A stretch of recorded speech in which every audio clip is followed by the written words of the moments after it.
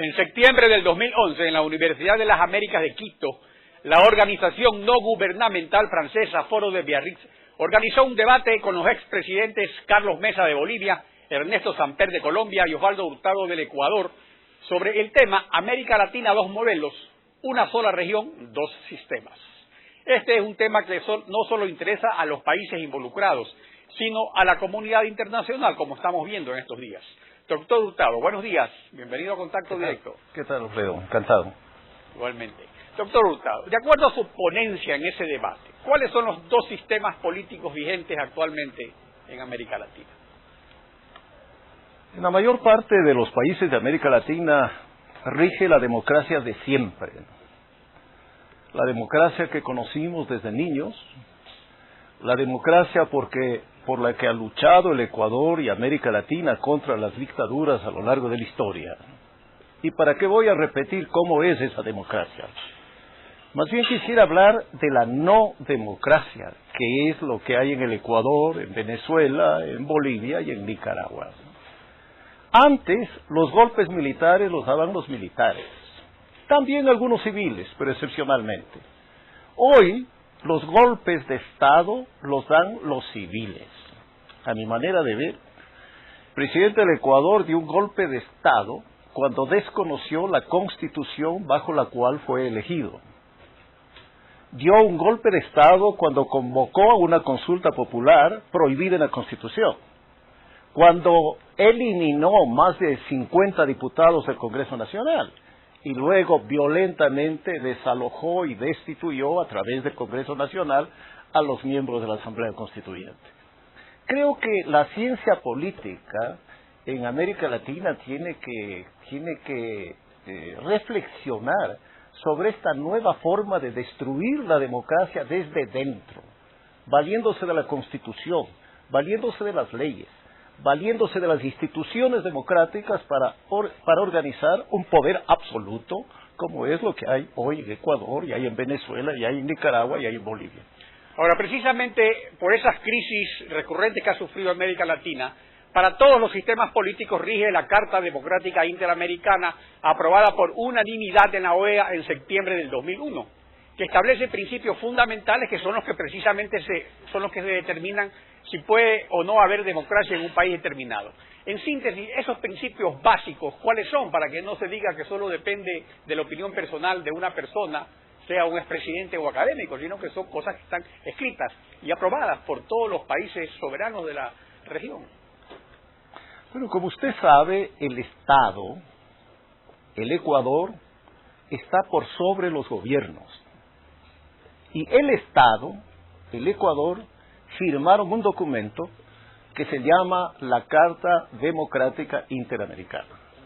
Y se comprometió a cumplir. Y Correa está obligado a cumplir esa carta, que la viola todos los días, naturalmente. ¿Qué dice? Elecciones libres, justicia independiente, división del poder, transparencia de las autoridades, rendición de cuentas, libertad de expresión. Menciono lo que dice la carta y, a su vez, lo que Correa viola todos los días. Y si no todos los días, todas las semanas. Y si no todas las semanas, todos los meses. Bueno, ¿cómo un presidente que representa un Estado que firmó este documento, además de desconocer la Constitución, como ya lo señalé, viola un convenio internacional? Por eso los diarios de los Estados Unidos y de América Latina, los expresidentes del continente, los intelectuales, todos le llaman al presidente del Ecuador a cumplir con este tratado internacional llamado Carta Democrática Interamericana y que se viola en nuestro país. Ahora, pero yendo a lo que dice la Carta, hay, digamos, una falla sistémica, y es de que para que se ponga en vigencia el sistema de protección de la democracia se requiere que sea el propio Estado afectado el que haga el reclamo correspondiente.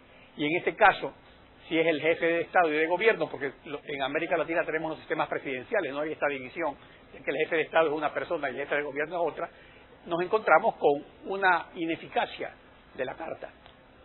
O los otros estados, o el secretario general. Pero los presidentes de América Latina, extrañamente, no cumplen tampoco esta obligación establecida en la Carta.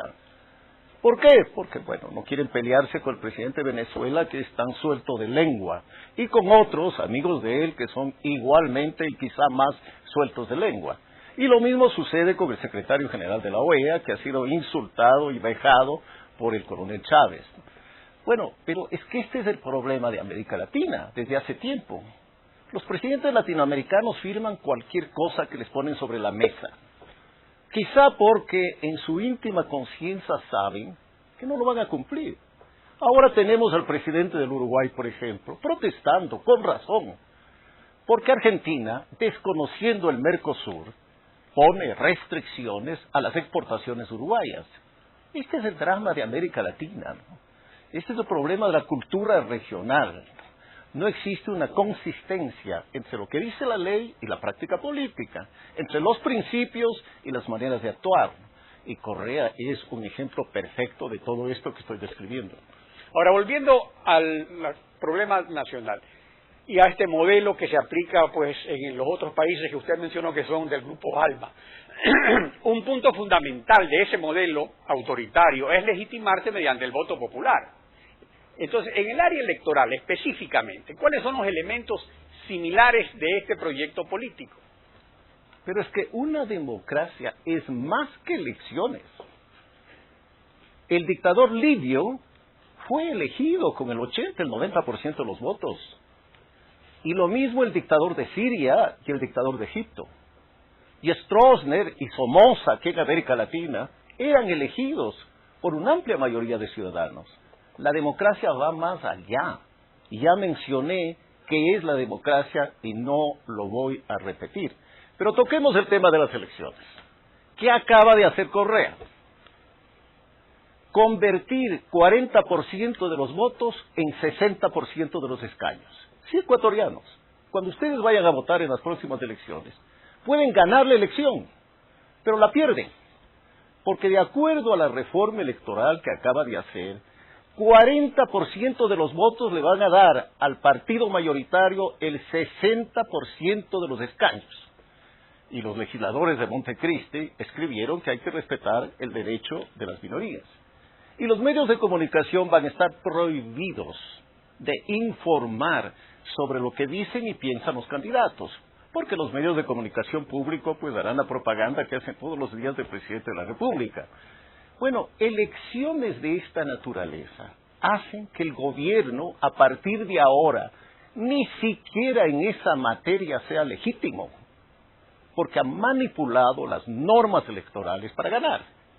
Yo he visto que el gobierno ha distribuido una encuesta de que tiene el 80% de ecuatorianos a su favor. Si es así, ¿por qué tiene miedo? ¿Por qué reforma la ley para ganar en la mesa lo que hay que ganar en la cancha electoral? No con el árbitro, no violando las normas, no pegándole un codazo a la persona que va a quitarle la bola. De acuerdo a su experiencia política en el Ecuador, hay otra situación importante que es esto de la división de poderes. Y ha habido evidentemente regímenes autoritarios, regímenes que han reformado la Constitución vía decreto ejecutivo, la han desconocido mediante leyes, etcétera.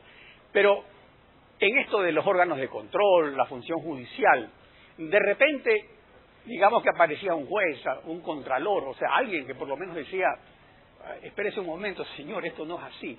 O sea, de acuerdo a su experiencia, yo le pregunto, ¿ha visto usted una situación similar antes aquí en el Ecuador respecto a que no haya nadie, absolutamente nadie, que de manera concreta le diga al presidente, oiga, disculpe, pero la ley dice otra cosa?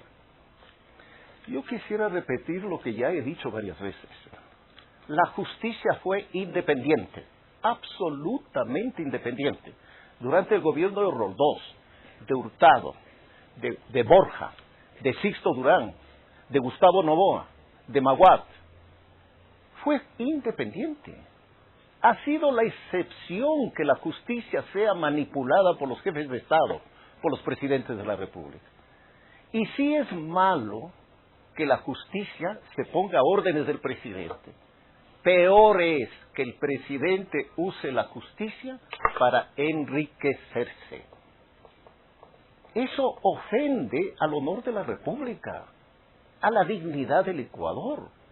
Un presidente no puede hacer eso. Aún en el caso de que no se presentara como se presenta a las audiencias, con toda la parafernalia y con todo el séquito que le rodea para presionar a los jueces, está mal que un jefe de Estado presente ese tipo de demandas.